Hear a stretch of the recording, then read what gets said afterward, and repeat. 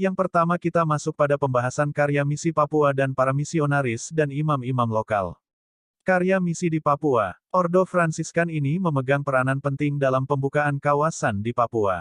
Beranjak dari Mimika, yang pada tahun 1953 diserahkan kepada Ordo Fransiskan, suku Asmat dan suku-suku di Pantai Kasuari dan di daerah pedalaman yang terletak di belakang daerah suku-suku tersebut berhasil dicapai.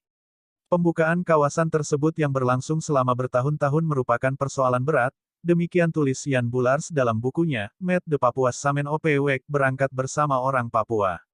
Juga di bidang-bidang di luar agama para misionaris banyak berhasil, seperti di bidang perawatan kesehatan, budaya dan pendidikan.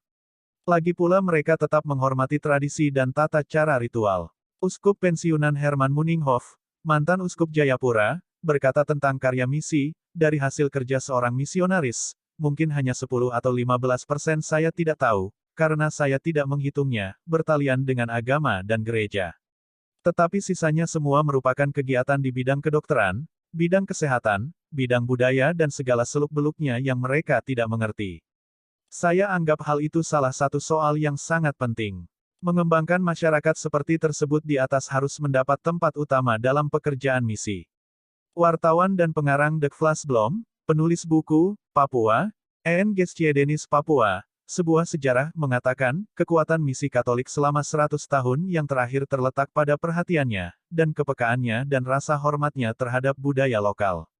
Dalam hal tersebut misi Katolik berbeda dengan perhimpunan-perhimpunan penginjil asal Amerika yang menganggap adat istiadat dan ritual tradisional, benda-benda dan pesta-pesta sebagai pekerjaan iblis dan mengerahkan segenap tenaga untuk mematikan tradisi-tradisi tersebut.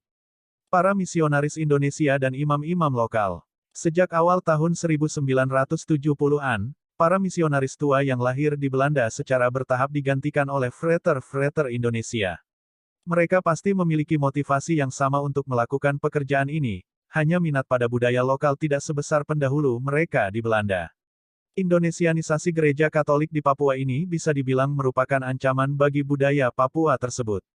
Imam Papua Theodorus V. E. Mackay, Pr. adalah imam Katolik kedua untuk orang asli Papua dan pertama untuk suku Mi di pedalaman Papua. Ia ditahbiskan oleh Herman Muninghoff OFM, pada tanggal 24 April tahun 1980 di Moanemani, Kabupaten Dogiai. Ia telah menulis banyak diktat berseri dengan tema, seri gali nilai positif budaya Papua. Ia menyatakan, kami menjadi orang Kristen bukan melalui orang tua kami, tetapi melalui para misionaris. Kami adalah generasi pertama orang Kristen. Saya harus memberikan hidup saya untuk kebaikan orang Papua. Demikianlah apa yang dimaksud dengan tahbisan. Saya tidak pernah menyesali penahbisan saya menjadi imam. Sumber ini diperoleh dari seorang wartawan dan penulis Dek Vlasblom berdarah Belanda.